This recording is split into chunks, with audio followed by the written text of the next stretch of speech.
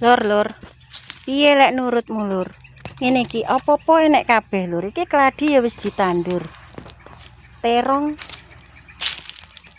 ya wis padha uwoh, wis padha karek ati ngerai ya, Lur.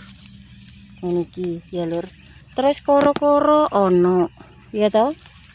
Kae sak ruwono. Terus Lur, rene.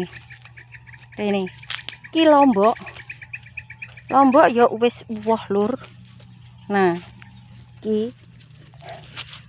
ini guys mulai abang ya, Lur ya. Iki sak rono-rono, Lur ya, lomboke ya. Sak rono-rono. Terus Lur, iki bar iki wis ditanduri meneh iki lomboke. Ya. Munggah rene bahan-bahane. Wis ana iki. Iki ana serai, pisang ya kae karek nebang. Lah, pisang ya kono kuwi. Ana.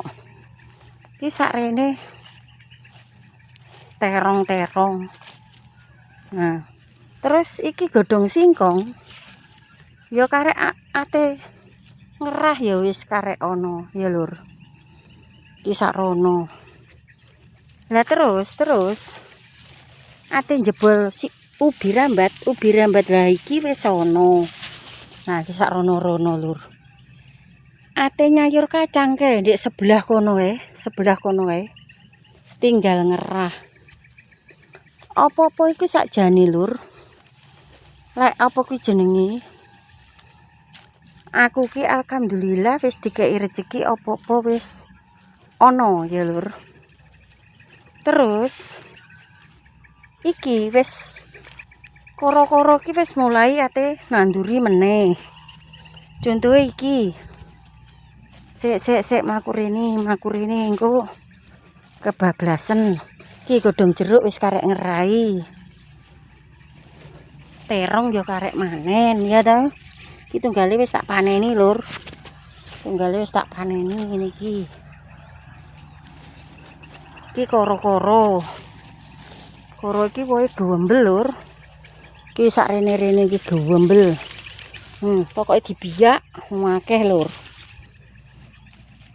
Terus iki wis mulai nandur neh, Lur, koro iki. Nah, dadi lek masalah sayuran aku ora kate telat, Lur. Iki katu. Niki katu. Nah, iki lho gedang wis karek manen, Lur, gedang iki. Kuwi tapi sing kurang tuwa ya. Wis kae.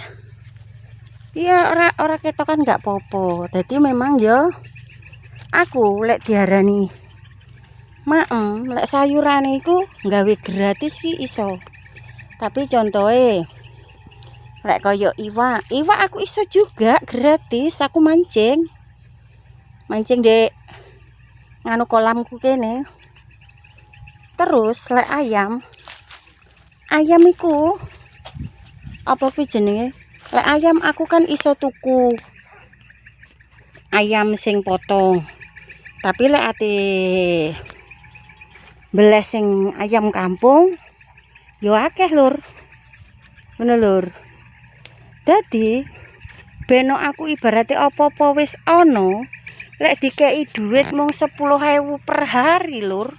Aku emoh. Masalahe apa, Lur? Duit 10.000 ki saiki entuk apa, ya toh? Lek diarani istri yang tepat, aku gak popo ora diarani istri gak tepat, gak popo, sing penting awakku sehat ya, Lur. Awakku lemu. Pangan aku ya alhamdulillah ono gisine ya toh. Gak cuma iwak asin, Lur. Suwun, Lur. Engko kesuwen.